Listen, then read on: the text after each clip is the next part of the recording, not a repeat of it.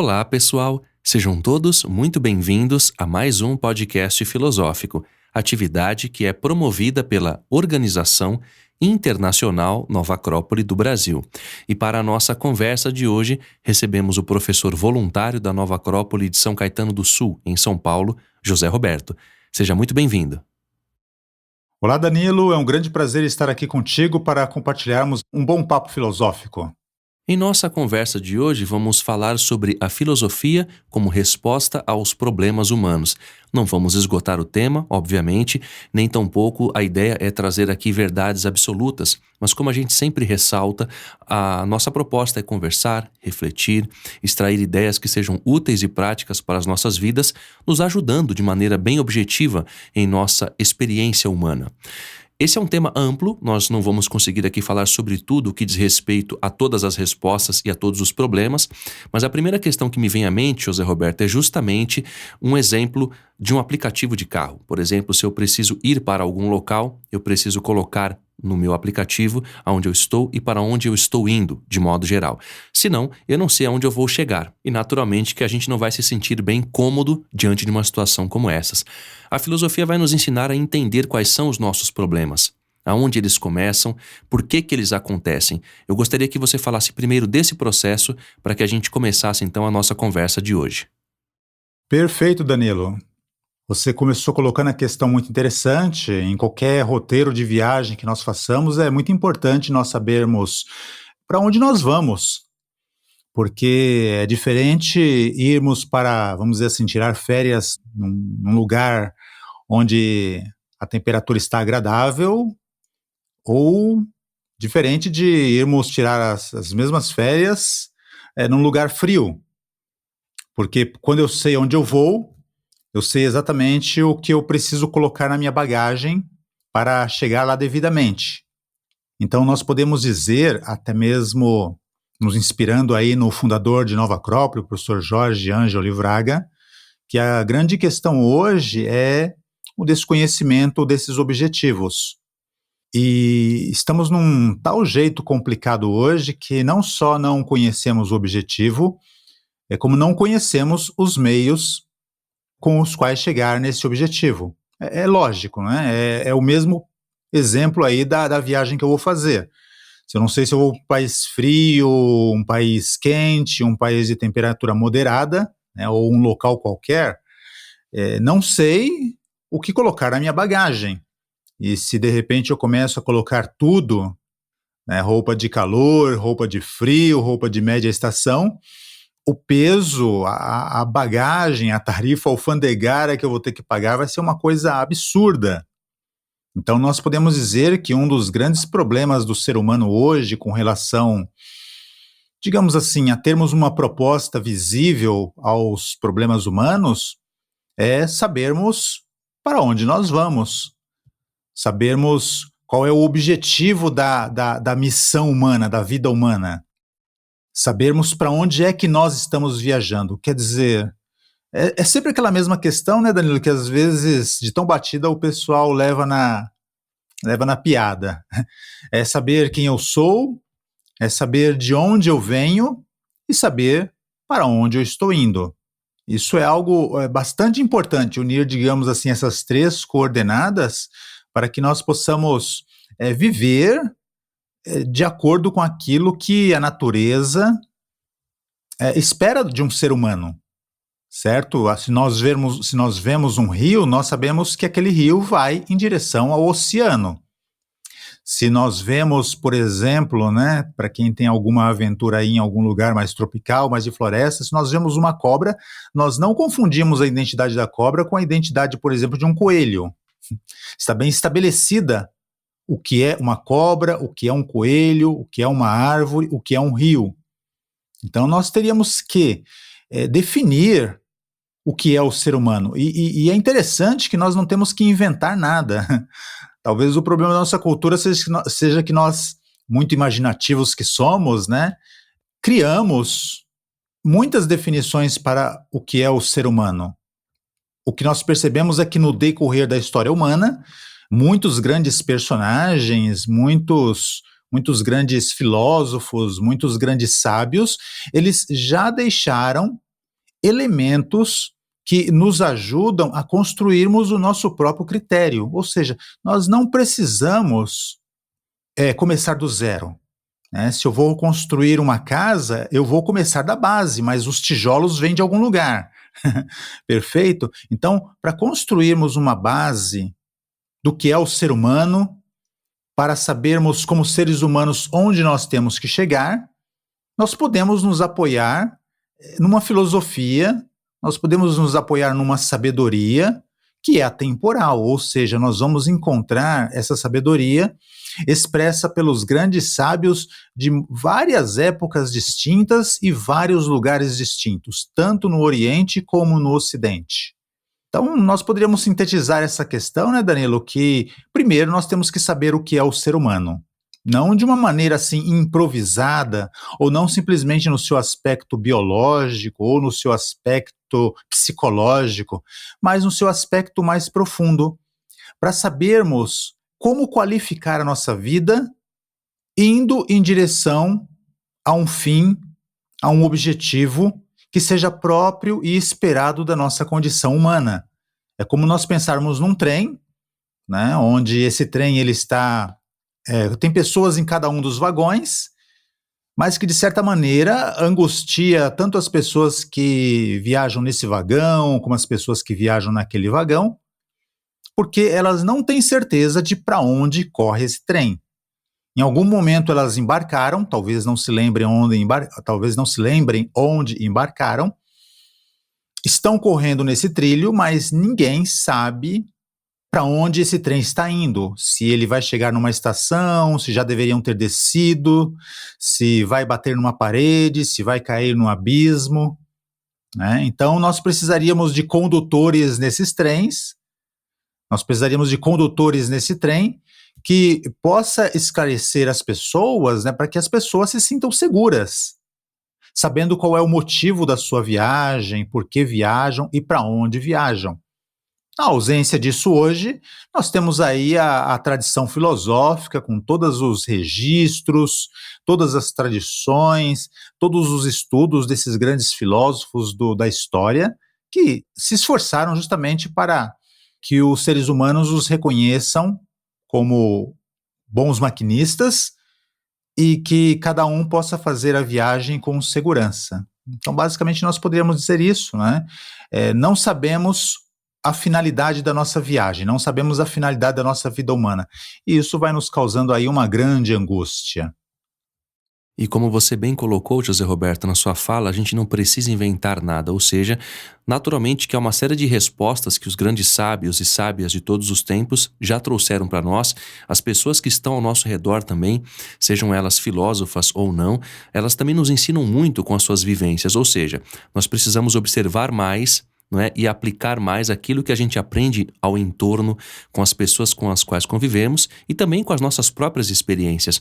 Quando a gente para refletir, ao longo desses quase 5 anos de podcasts que nós gravamos, muitos temas já abordamos e muitas ideias às vezes se repetem, o que é natural dentro de um processo de experiência e também de retomada de ideias, né? Para que a gente fale de uma outra forma aquilo que a gente já havia falado, outros exemplos também. Enfim, todas as experiências nos ajudam a evitar incorrer nos mesmos erros. Exemplo, eu acordo atrasado para ir ao trabalho.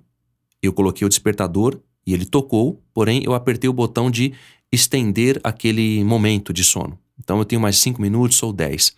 Então se eu me atraso, eu vou reclamar do trânsito, vou reclamar de tudo que está acontecendo no entorno, do carro que pode demorar a pegar de manhã, enfim. Só que eu não reconheço a raiz do problema. Eu gostaria que você falasse um pouco sobre isso, porque se eu reconheço a raiz dos problemas e a minha responsabilidade, naturalmente que eu consigo resolvê-los, porque eu entendo que eu também tenho responsabilidade perante esses problemas. Sim, Danilo. É bem por aí mesmo, porque você colocou um pequeno problema individual que atinge a um indivíduo. E nós podemos dizer que o problema da nossa civilização atual, ela é bastante sensível, atinge a todos os indivíduos.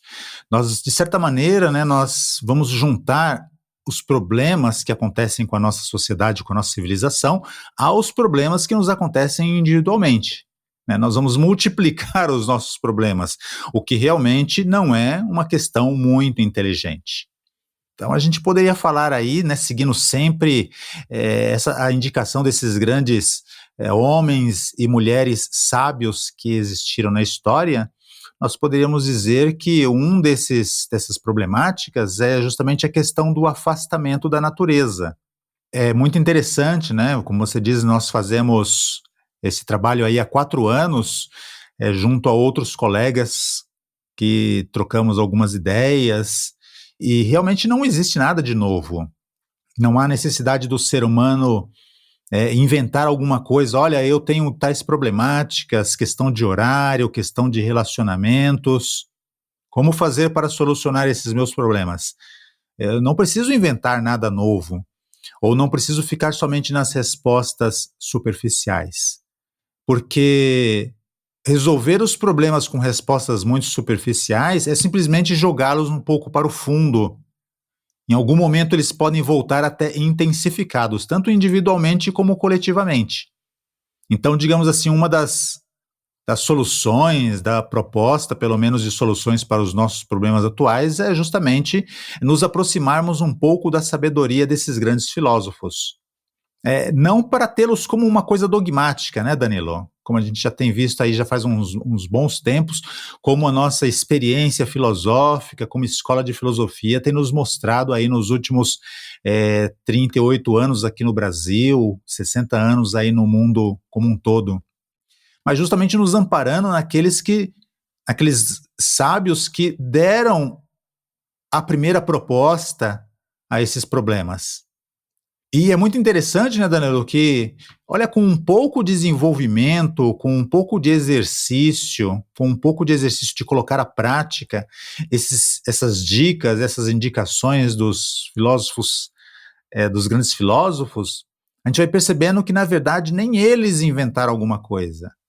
Eles simplesmente souberam ler nas leis da natureza e foram aplicando essas leis da natureza à nossa própria vida como seres humanos, à nossa própria condição humana. Então, por exemplo, né, quando nós pegamos uma pedra e soltamos essa pedra, pela lei da gravidade, essa pedra ela não vai para cima, né? Ela vai para o solo. E isso é uma lei da natureza, é uma lei matemática. Mas ela também tem a sua aplicação filosófica. Quando nós sabemos assim qual é o objetivo a ser atingido, de certa maneira, né, essa consciência e esse esforço que nós vamos fazendo, com base num conhecimento já transmitido pelos grandes filósofos, como por exemplo um Platão, um Confúcio, esse conhecimento e essa consciência, ela vai nos atraindo para esse objetivo. E ao mesmo tempo, né, por força da gravidade, por esse objetivo ser muito maior do que nós, vai nos atraindo em direção a ele. Então é uma maneira, parece poesia, Danilo, né? Mas não, é uma visão filosófica da vida, é ver o sentido da natureza, é ver o sentido do universo, é ver o sentido das leis do universo. E isso é algo que o ser humano precisa voltar a desenvolver. Uma aproximação à natureza, uma aproximação às leis da natureza.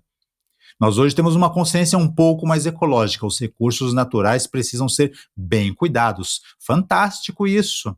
O que nós precisamos é desenvolver uma outra ecologia, né? Não só baseada nas leis físicas da natureza, mas uma ecologia baseada nas leis, digamos assim, na visão filosófica das leis da natureza, para que nós também nos limpemos, para que nós também nos descontaminemos, ou seja, é uma ecologia filosófica, é uma ecologia humanista que vê as leis da natureza não só no seu aspecto matemático ou físico, mas principalmente no seu aspecto humano. Nós podemos dizer que um outro grande problema do ser humano hoje é o temor pelo futuro, né? E não é só um temor individual, será que amanhã eu vou ter emprego? Será que amanhã o meu país vai sair dessa crise econômica? Será que amanhã nós vamos nos ver livre dessa pandemia, né, que já está bem melhor, claro, com certeza, mas a gente percebe que é um temor de uma maneira bastante ampliada, bastante intensificada, bastante generalizada. A gente vê muito isso pelo cinema, pelos filmes que existem hoje em dia, que quando imaginam um futuro, ou imaginam esse futuro de uma maneira bastante utópica, o ser humano vai magicamente resolver todas as situações, vai conquistar a galáxia, né? Ou então imaginam de uma maneira o mais negativa possível, né? O ser humano vai conseguir destruir a Terra, vai reduzir a vida de bilhões para centenas, né? Vai ser atacado por um apocalipse zumbi, corre o risco de ser atingido por um cometa, ou então as crises que nós mesmos geramos vai consumir todos os nossos recursos, né? Isso é o quê? Tanto de um lado como de outro, né, mostrar uma espécie de temor pelo futuro, porque nós não sabemos como funciona a história. É como você deu o exemplo aí do aplicativo no começo da sua fala. Perfeito? De certa maneira, a história é um carro em que todos nós estamos. Nós temos que saber programar o GPS da história para saber exatamente onde nós estamos indo. E isso não é algo tão complicado, Danilo, é uma questão de estudo da história, tanto para vermos as catástrofes que já aconteceram, né, como para ver também as soluções que muitos desses povos, os gregos deram para suas crises, os romanos foram dando para suas crises, a China, o Tibete, o Japão dos samurais foi dando para suas crises. Perfeito? Talvez, né, Danilo, lembrando sempre os estoicos, há coisas que não dependam de nós, mas existem coisas que dependem de nós. Há aspectos realmente no desenvolvimento da história coletiva da humanidade que nós não temos como interferir. Catástrofes naturais, nós também não temos como interferir. Mas digamos, né, a professora Adélia Stenberg Guzman e também o professor Jorge Ângelo Livraga sempre nos disseram que quando a situação externa ela é muito crítica, a grande prioridade do ser humano é construir uma situação interna que não seja atingida pelas situações externas. Como, por exemplo, sermos atingidos pelo medo, pelo desespero, né, pela violência. Então, nós podemos utilizar, por exemplo, né, a filosofia como um elemento de construirmos serenidade interior, também construirmos, assim, uma iniciativa para estarmos em ação perante as problemáticas que nos atingem. Tudo isso para minorizarmos um pouco o grande inimigo do ser humano, que é justamente o medo. O medo, ele é natural, ele é uma ferramenta até de autodefesa pessoal. Mas se ele vai ao extremo, aí ele se transforma em pânico, aí se transforma em pavor, e aí o ser humano, ele acaba não vendo as soluções para as crises e os problemas para a sua vida e para o meio ambiente que o cerca. Então, justamente, né, quando o ser humano, através de conhecimento, logicamente, e de uma prática cotidiana, uma prática colocando isso na sua vida, aproveitando as pequenas crises, os pequenos problemas para ter controle sobre as suas emoções, sobre a sua ira, sobre o seu medo, ele vai desenvolvendo em si mesmo a capacidade de lidar com as grandes crises que não estão sob o seu controle. Então, esse é um dos grandes problemas da humanidade, e uma proposta de solução é justamente, né, uma vivência filosófica, onde nós consigamos colocar esses ensinamentos em prática para sentirmos que cada dia é um treinamento de serenidade, é um treinamento de iniciativa, é um treinamento de imaginação, é um treinamento, né, de apoio, de ajuda a quem precisa muito mais do que nós. E tanto é verdade, só complementando o que você disse, José Roberto, esse exemplo que você trouxe do futuro que a gente projeta, isso é até relatado pelo cinema. No filme Elysium, onde se mostra uma cidade, entre aspas, perfeita, o filme que é interpretado pelo Matt Damon, Alice Braga e Wagner Moura também, dentre outros, relata esses dois mundos. Aquele mundo de miséria, de penúria, onde muitas pessoas vivem, e esse mundo, entre aspas, ideal, que é o local chamado Elysium, que não é tão ideal assim, mas enfim, aquilo que a gente projeta realmente acaba acontecendo. Então, uma pessoa que tem uma série de traumas, de problemas internos não resolvidos em função das suas experiências, ela pode projetar um futuro pior, porque aquilo que ela carrega dentro, bem como a experiência contrária, uma pessoa esperançosa, idealista, que quer mudar o mundo, ela projeta isso também para o futuro, e é interessante observar isso. Exatamente, né? Inclusive, esse é um dos grandes problemas que o ser humano tem hoje, né? E como você bem colocou aí com esse exemplo do Elysium, até esse temor ele é até plasmado aí na forma de um filme, onde existem aqueles que vivem num satélite super sofisticado, né? Aqueles que podem pagar, evidentemente, aqueles que podem bancar aí a conta, né? O boleto no final do mês, e podem viver, inclusive, para sempre. E existem aqueles que vivem no submundo, que se tornou a Terra, né? Uma espécie de grande lixeira. E aí a gente percebe, né, Danilo, esse terceiro grande problema, que é justamente a fragmentação das sociedades em tribos, né? Está na ficção, está nos livros, está nos nossos medos, justamente porque é algo que nós vivenciamos hoje. É muito interessante que em 1969 o ser humano ele foi à Lua. E ele foi à Lua, né, os americanos, eles fizeram essa conquista que acabou se tornando uma conquista de toda a humanidade, né, por todo o desenvolvimento posterior que derivou aí para a ciência, derivou para o conhecimento de novos materiais resistentes a vários tipos de intempéries, produtos químicos e etc. Por emoção, né, porque havia uma disputa entre Ocidente e Oriente, se desenvolveu toda uma tecnologia para um querendo superar o outro, né, com base na competitividade. Só que nós percebemos que hoje, por exemplo, né, passado um pouco mais de 60 anos, né, um pouco menos de 60 anos, aliás, o ser humano não conseguiu voltar à Lua, né, não conseguiu voltar a Marte. Cada vez que a gente vê as projeções para levar uma nave tripulada a Marte, ela vai para mais e mais distante. Basicamente por quê? Basicamente porque, por emoção, se conseguiu uma proeza. Mas o inimigo caiu, né, não existe mais comunismo a se combater, não existe mais União Soviética, né? Cadê a união dos povos, né, em relativa paz? Tá, tudo bem, existem um país, existe uma sociedade ou outra que estão em conflitos, em beligerância, mas não é o que a gente percebe na grande maioria dos países. Cadê a união em torno de um propósito comum? Isso em algo que, digamos assim, poderia gerar orgulho para a nossa civilização como um todo, né? Não apenas para esse povo ou aquele. Esse povo conquistou, mas de certa maneira é uma conquista de toda a humanidade, né? E os benefícios que viriam na sequência poderiam ser incríveis na medicina, nas tecnologias e etc, etc.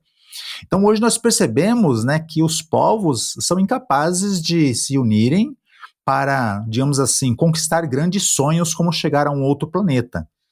E, a bem da verdade, né, nós percebemos que hoje há essa dificuldade em promover união, em promover colaboração, cooperação, para eliminar problemas que são comuns do nosso dia a dia, como a fome, né, como a miséria e outros, né, Danilo, que nós sabemos muito bem. Então, um dos grandes problemas da humanidade atual é justamente essa fragmentação das sociedades em tribos. Cada país é a sua própria tribo, defende o seu próprio direito, os seus próprios recursos, a sua própria necessidade de ter acesso a petróleo, a água, a fontes de energia. Mas, ao mesmo tempo, todas as divisões dentro de um país, né, também têm as suas próprias divisões em pequenas tribos beligerantes, cada um entre si. Os profissionais de diferentes áreas. As diferenças entre gerações também geram conflitos, geram fragmentação. A diferença de sexos, né, geram também conflitos, separação. E é interessante que há problemas humanos, né, Danilo, e isso são vários especialistas, há especialistas que hoje já veem isso, né? Há problemas humanos que, para serem resolvidos, precisam da colaboração de diferentes áreas, diferentes tipos de pessoas, diferentes níveis sociais, diferentes níveis de imaginação para serem solucionados. E só corrigindo, José Roberto, a Nova Acrópole tem 64 anos de filosofia no mundo e esse ano completamos 65. Ou seja, é muito tempo de experiência acumulada através de tudo aquilo que aprendemos com esses sábios e sábias de todos os tempos, grandes civilizações, grandes exemplos humanos de tudo aquilo que nós podemos beber enquanto fonte de experiências morais e éticas que nos inspirem também a agir melhor. E é justamente sobre esses princípios que eu gostaria que você falasse, ou seja, nós falamos aqui de uma série de problemas e naturalmente que o filósofo é aquele que busca resolver as questões e não só falar que há problemas, mas ele se põe em ação. Ele dá o exemplo de como fazer a coisa de um jeito melhor, ou seja, de maneira mais prática, de maneira mais efetiva, portanto mais eficiente também. Eu gostaria que você falasse desses princípios que norteiam a filosofia e esses valores para que a gente pudesse aprender deles e aplicá-los também em alguma medida. Assim, Danilo, nós vamos perceber aí no decorrer da história, por exemplo, é muito comum aí a gente ter visto em filmes quando éramos mais jovens, né, os cavaleiros medievais, que eles tinham normas e princípios, tanto com relação ao combate, como com relação ao amor, como com relação ao comportamento cotidiano. Eu sei que isso para nós hoje parece coisa da Idade Média, né? Porque nós temos aí uma ideia de que a liberdade é uma liberdade de não ter, olha, não ter hora para acordar, não ter hora para chegar nos nossos compromissos, não ter, digamos assim, normas para vestimenta. Tá certo, essa é a maneira como nós vemos, né? Mas não é a maneira como a gente percebe a natureza. Já imaginou se o sol fosse assim? Se cada dia o amanhã acontecesse num momento diferente do nosso. Se hoje nós tivéssemos água porque o rio está trabalhando e amanhã não, né? Isso até acontece, mas é por conta da fornecedora, né? Problema com a fornecedora de água. Não é porque a natureza seja desordenada, a natureza ela é ordenada. Então, nós percebemos pela própria natureza, e é interessante, né, Danilo? 64 anos aí de estudo desses grandes filósofos, a gente não acha falha no raciocínio deles. Pelo contrário, a gente fica até muito emocionado como é que 2.000 anos atrás, 5.000 anos atrás, eles souberam expressar normas de conduta para o ser humano ser mais feliz, ser mais útil, sentir que está cumprindo o seu papel na vida, e como esses princípios norteiam, ajudam a ordenar os nossos horários, ajudam a ordenar os nossos relacionamentos, ajuda-nos a perceber como parte de uma sociedade que precisa de nós, e ajuda-nos a perceber como parte de um todo, né, de um universo, de um cosmos perfeitamente encadeado, concatenado, onde é justo, né, cada coisa está no seu lugar.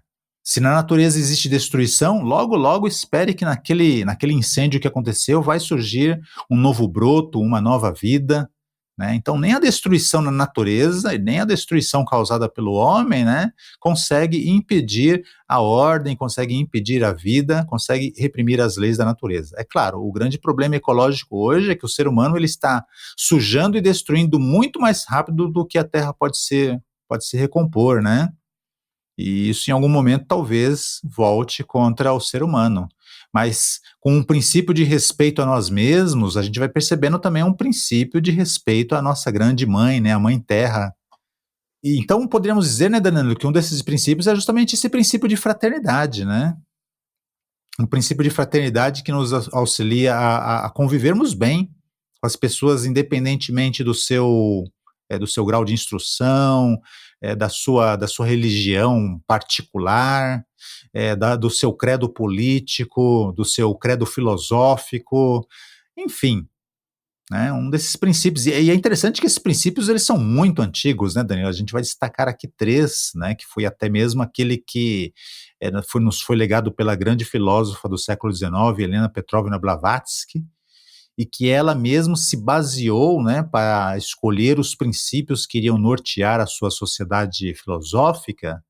Ela se baseou em princípios da antiga Índia, né, quando a Índia ainda era regida pelos grandes reis, pelos grandes sábios, e um desses princípios é justamente esse princípio de fraternidade, né, que inspira-nos ao respeito ao outro, que nos inspira à aproximação ao diferente, para percebermos que o diferente só é na aparência, na maneira de fazer as coisas, na maneira de sentir as coisas, né? Você, como músico, você tem muito mais conhecimento e muito mais gosto pela música do que eu que não sou músico. Eu gosto também de música, né? Mas não com o seu grau de profissionalismo, né? Não com o seu grau de conhecimento.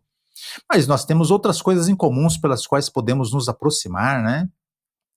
E a gente percebe que uma das grandes vantagens de estudar esses grandes filósofos é que eles falam de grandes ideais que, diferente de você ser músico e eu não ser músico, né, independente das nossas áreas de atuação, dos nossos gostos particulares, nos aproximam, nos humanizam. Nós estamos juntos em Nova Acrópole, né, Danilo? Sabemos porque um idealismo por fazer um bem à humanidade, né, nos une. Isso é maior que as nossas diferenças individuais e particulares. E é como você bem lembrou, são 64 anos de experiência unindo pessoas que não têm nada a ver umas com as outras, mas que estão juntas porque percebem o mesmo princípio de justiça do qual falava Platão. Quando a gente encontra princípios em comuns, elementos em comuns, a gente consegue colocar um pouco das nossas diferenças de lado, diferença de altura, diferença de sexo, diferença de cor, diferença de diferentes formas religiosas, né? Então, esse é o primeiro princípio que nós poderíamos destacar. O outro princípio é o que fala da questão do estudo eclético, né? Estudar de uma maneira eclética as diferentes religiões, as diferentes formas de ciência, os diferentes. Enfim, né, Danilo? Quando se tem grandes ideais, você percebe que aquele chama Deus de uma determinada maneira, esse outro chama Deus de uma determinada forma, esse aqui tem uma reverência pelos santos, aquele expressa a sua reverência de uma outra maneira. Vamos dizer assim, quando nós nos afastamos um pouco dessa confusão que existe hoje, ou no campo da religião, ou no campo da política, ou no campo da arte, ou no campo da ciência, e vamos, né, principalmente aos grandes mestres, aos grandes filósofos, né? Nós percebemos que na mensagem, por exemplo, de um Jesus Cristo e de um Buda, nenhum deles fala assim, olha, persigam o que é diferente. Não, pelo contrário, né? Todos eles foram bastante defensores da união, de deixar essas diferenças de lado, de prestar mais atenção ao coração do outro, né? Então nós percebemos a mesma coisa com relação à política, né? Quando nós percebemos que nem na origem da palavra política, como era entendida entre os egípcios, entre os antigos tibetanos, entre os antigos gregos e romanos, por exemplo, os gregos, né, a politeia era a arte divina de morar na polis, de morar na cidade. E é muito interessante isso quando a gente vai remonta à sua etimologia grega, a política, né? É muito interessante porque aqueles que conseguiam viver em conjunto viviam na cidade. Os que não conseguiam viver em conjunto viviam no campo, que era a grande maioria, né? Uma pequena parcela de pessoas viviam na cidade porque é muito exigente. É muito exigente conviver com pessoas diferentes o tempo todo. Então, quando nós, por exemplo, assim, nós nos afastamos um pouco do conceito de política hoje, que é mais uma profissão, que ninguém quer meter a mão porque é uma coisa absurda, mas nós vamos à etimologia, nós vamos ao sentido que todos esses antigos povos davam, a gente percebe que política não é simplesmente uma profissão de alguns, mas é um espírito, né? É um sentido que, quando entendemos, nos ajuda a nos prepararmos, a nos melhorarmos para viver em sociedade, para aceitarmos o diferente e até mesmo aceitarmos o diferente em colaboração com os nossos trabalhos, porque ele vai acrescentar muita coisa que nós não podemos ver. Finalmente, né, Danilo, para não abusarmos, é aquele princípio, né, também atemporal, resgatado aí por Helena Blavatsky, que fala do despertar dos poderes latentes do ser humano, né, e da aproximação profunda às leis da natureza. Porque todas as virtudes que o ser humano pode desenvolver já estão na natureza. Né? Se a gente vê, por exemplo, as pedras, né, as pedras são muito resistentes, né, exteriormente resistentes. O professor Jorge Ângelo Braga dizia algo muito interessante, né? Ele dizia que o ser humano ele deve ser como o fruto da manga, doce por fora e duro como é a semente da manga por dentro. Dureza não no sentido de brutalidade, mas dureza no sentido de suavidade mesmo, né? Dureza no sentido de resistência, uma resistência suave, uma resistência de valores, né? Uma dureza de valores, valores que nos humanizam. Então, por dentro, né, o ser humano deve ser bastante forte nesse sentido, e por fora deve aprender a conviver bem. Isso é um poder latente do ser humano. Não é algo fácil ter paciência com o outro, né? Às vezes a nossa própria família, o meu irmão pega as minhas coisas, eu vou ficar zangado com ele, ou ele comigo. Se nós temos serenidade interior, paciência interior, é o meu irmão, poxa. Né? Temos a mesma mãe, o mesmo pai, moramos sob a mesma casa, então temos todo o interesse em viver bem. Isso não é tão complicado de fazer em família, mas quando vamos para fora, para isso é necessário desenvolvermos esses nossos poderes latentes, né? Poderes de sermos justos, poder de sermos honrados, poder de sermos nobres, para, como você bem citou aí nos seus exemplos, né, quando tivermos um compromisso, nós nos atrasarmos o menos possível nesse compromisso. Temos uma previsão de que, se eu dependo do trânsito, eu tenho que me esforçar por chegar mais cedo em tal lugar, né? Tenho que sair antes, porque é descortês, né? É desrespeitoso deixar a outra pessoa esperando por mais tempo do que o necessário. A mesma coisa com relação à mesa, né? No sentido assim de, hoje nós temos boas diretrizes de saúde, nos esforçamos para não comer qualquer coisa, porque sabemos que qualquer coisa com o correr do tempo vai fazer mal ao nosso organismo, vai debilitar as nossas forças. Então, à mesa devemos ter, assim, preocupação com uma boa alimentação, né? Com bons exercícios também. Percebe isso? Então é interessante, é uma coisa muito básica, cuidar da alimentação, mas isso tem a ver com o quê, né? Isso tem a ver com uma consciência interior que nós vamos desenvolvendo. Uma consciência de cuidar do corpo, não porque eu quero aparecer mais bonito para este ou para esta, mas porque é com essa vida que eu vou construindo um sentido, um objetivo, que eu vou vendo cada vez mais claro o sentido e o objetivo. Então, esses são 3 princípios, né, Danilo, que podem nos ajudar digamos assim, a termos como proposta, atuar melhor sobre os problemas humanos, né. Um princípio de fraternidade, de aproximação ao outro, um princípio de estudo comparativo, de estudo eclético, para percebermos que a diferença entre mim e aquele que tem uma religião diferente, um partido político diferente, uma ideologia política diferente, é mais superficial. E por fim, né, esse despertar dos nossos poderes latentes, que são nada mais do que expressões no ser humano de forças que existem na natureza, como por exemplo a manga, né?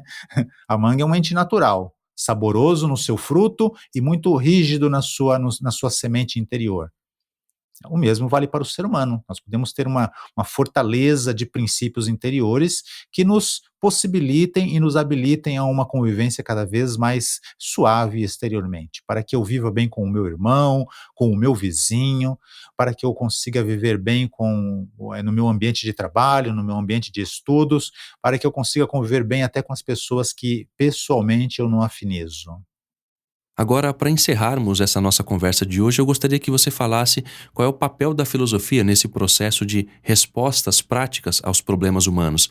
Embora a gente já saiba que a filosofia é prática e nos dê respostas, é importante que a gente repita isso, porque assim como uma criança precisa de uma aprendizagem constante, nós também precisamos de lembrar de exemplos e de aprendizados constantes, para que a gente não se esqueça do que estamos fazendo aqui, qual é a nossa missão como seres humanos e como podemos e devemos também deixar esse mundo melhor do que ele está. Sim, Danilo, todas as respostas que nós demos aí às questões que você fez, né, foi justamente como tendo a base a filosofia como uma proposta à solução dos problemas humanos, né? Porque ver os problemas nós vemos com muita clareza. Não basta ver os problemas para que eles desapareçam, né? Nós precisamos ver também as soluções. E a filosofia nos ajuda precisamente para termos uma base de entender a praticidade e aplicação de alguns dos princípios de Platão, de Sócrates. Então nos ajuda nos aproximando aí desses grandes filósofos do passado, né? Platão, Sócrates, Confúcio, também das grandes civilizações que tiveram problemas, alguns muitos piores do que os nossos, né? Como os gregos, os romanos, os egípcios. Eles tinham problemas que nós não temos, alguns bastante graves, mas também não tinham os nossos recursos, né? Nós temos hoje muitos recursos, só que por falta de humanização interior, individual e coletivamente, nós não sabemos utilizar esses recursos para minorizar esses problemas, né? Não sei dizer se ao ter esses recursos, eles saberiam utilizá-los bem. Eu acredito que sim, né, porque nós percebemos que entre guerras que, por exemplo, gregos e romanos viviam, deixaram muitas bases que até hoje estão aí na nossa civilização, né. Os romanos, por exemplo, deixaram a base para o nosso direito atual, Os gregos aí souberam nos deixar essa base filosófica, né, pelos seus grandes personagens. As nossas bases artísticas são muito mais relacionadas com a Grécia do que com a China, por exemplo. Então é muito interessante que com os poucos recursos que eles tiveram para resolver os seus grandes problemas, eles ainda assim souberam passar por cima desses problemas e deixar um legado cultural que chegou até a nossa época. E é muito interessante a gente ver isso na história, porque nos inspira, sabe? Nos faz ter uma visão realista do futuro, não muito utópica e não muito caótica. Nos faz perceber que se eles souberam despertar esses poderes interiores, nós também podemos. Eu individualmente, você individualmente, nós como Nova Acrópole, como escola, ou seja, como coletivamente, como coletividade, né? E podemos trabalhar isso também para o futuro, aproximar outras pessoas dessa visão filosófica da vida, dessa visão filosófica dos grandes filósofos, dessa visão filosófica do estudo da história. E outro elemento que a filosofia nos ajuda, né, é percebermos assim para que serve a educação e para que serve a justiça. Platão, no mito da caverna, né, que eu não vou contar aqui, porque como você mesmo mencionou atrás, né, a gente repete várias vezes em vários podcasts os mesmos elementos, porque como criança nós precisamos ser lembrados, nós precisamos ser continuamente educados, né? Pelo menos até conseguimos colocar em uma boa prática todos esses elementos, né? Então, simplesmente falar que Platão, no mito da caverna, ele mostra que, pela formação interior do ser humano, o ser humano ele se liberta das suas correntes, ele começa a perceber o espetáculo que existe dentro da caverna e começa a buscar uma saída para o mundo fora da caverna. E depois, por uma questão de gratidão mesmo, por uma questão de justiça, quando está suficientemente adaptado ao mundo fora da caverna, ele volta para dentro da caverna, né, para auxiliar aqueles que estão prisioneiros ainda. Muitos não o ouvirão, como é lógico e natural, né? Acostumados que estão aos seus privilégios, ao comodismo, mas muitos também ouvirão. Então é muito simbólico isso, né? A educação e a aplicação da justiça como elemento filosófico que nos ajuda a nos libertarmos da nossa pequenez, né? Das nossas confusões, das nossas problemáticas também. Perfeito? Então é interessante, né, Daniel, que não é simplesmente uma saída missionária, vamos ajudar todo mundo. Não, é educação mesmo, é educação que começa com nós como filósofos crianças. Vamos aprender o que é que o ser humano necessita. Vamos aprender a desenvolver em nós mesmos, né, alguns desses valores que nós podemos depois compartilhar com quem necessite disso que temos a oferecer. Porque o ser humano hoje não carece de tecnologia, não carece de recursos minerais, naturais, não carece de recursos econômicos, ele carece de um pouco mais de humanização.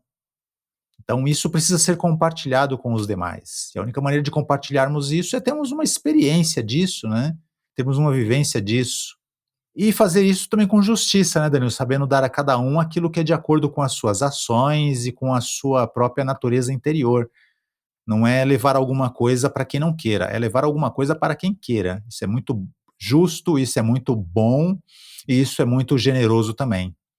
Basicamente é isso, né, Danilo? Essa é a contribuição que a filosofia pode nos oferecer, né? Nos aproximar desses grandes filósofos e dessas grandes sociedades para retirarmos bons exemplos ou maus exemplos do que deve ser evitado e bons exemplos a serem seguidos, obviamente, né?